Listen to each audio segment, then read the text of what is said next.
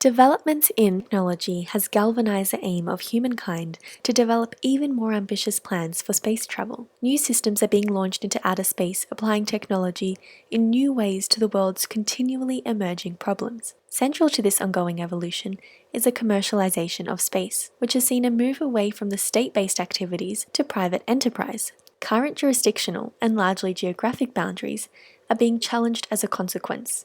The prospects of such unprecedented access to space gives rise to some challenging legal questions and calls into question the adequacy of existing international law. Is this rapid development of technology encouraging the law, or is the law chasing technology into space? To begin with, let's look at why space law is an area demanding the skills of a global lawyer. This requires looking at what is meant by global law. More conventionally, global law can be defined as a law of non-state governance systems.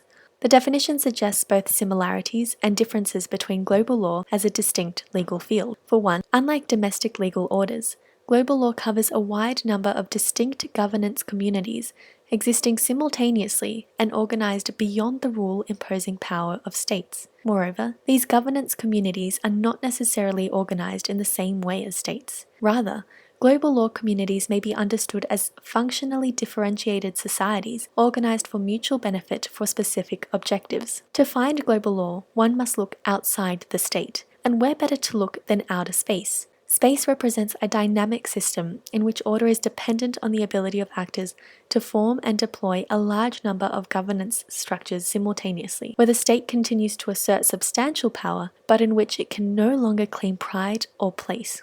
So with this understanding, what kind of issues will global lawyers be facing in outer space? To start with, intellectual property rights. Like any form of commercial endeavor, people generate intellectual property. The space industry is no different. Perhaps the stakes are higher, as the capital required may be higher. Being able to protect this know-how is therefore crucial. However, it is clear that jurisdictional control of IP will have to be done differently. Global lawyers will have to look at the entire system differently. On Earth, we generally have a patent in a jurisdiction where we want to enforce our rights. In space, it is not necessarily as easy to delineate between jurisdictions. This is because the jurisdiction or control of a spacecraft depends on how it's registered. However, the enforcement of such legislative parameters may pose a challenge. The crux of the problem is that IP gives rights to the right holder. Space law indicates no one has a right to claim space. This creates a dichotomy and natural tension. As such, it becomes difficult to work out how current laws of IP transcend into outer space.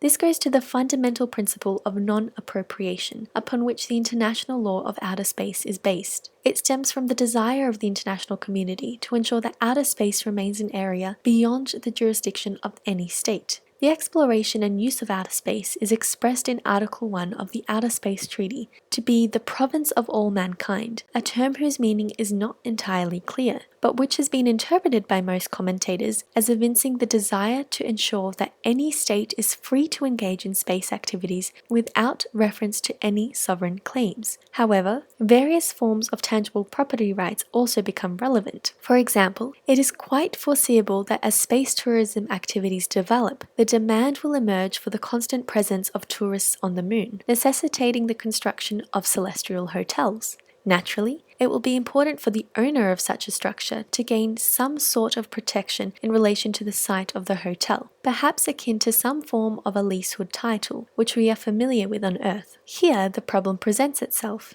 In the absence of sovereignty, it is not possible under existing international space law to assert that any particular jurisdiction applies to the area on which the hotel is to be constructed. Without a right of any state to exercise jurisdiction, it seems impossible to determine how such a title can be established. So the question becomes, what kind of system will prevail in space?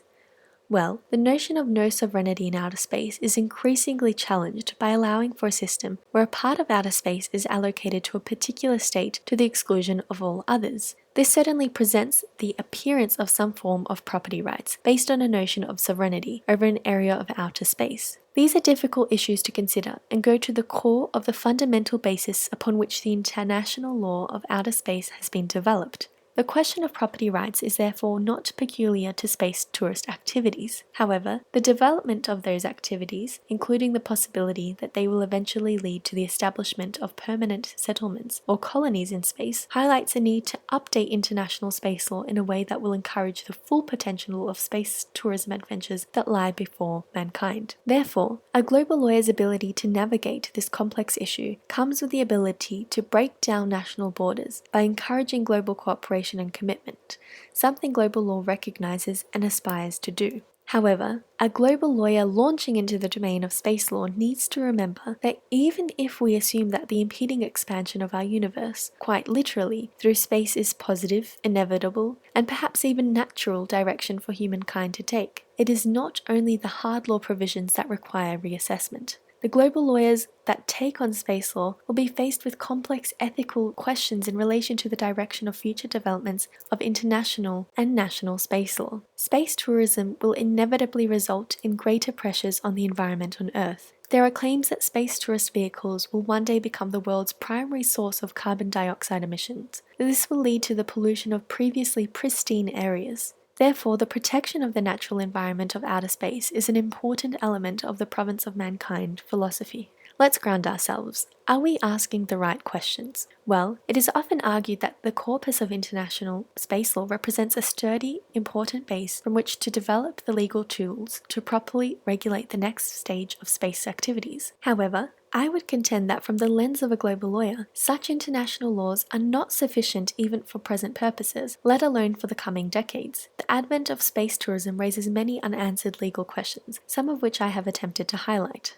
Yet I have sought to offer something of a countervision to a more conventional idea of the structure and character of global law through using space law as a case study. However, the broader philosophical and ethical aspects of human activities in outer space, indeed the place of human beings in the universe, demand that we continually reassess the why and what in relation to our ongoing exploration and use of outer space. After all, outer space belongs to all of us. Our use of it should reflect underlying notions of cooperation and shared benefit, and such sentiments must remain as a cornerstone in the role of a global space lawyer.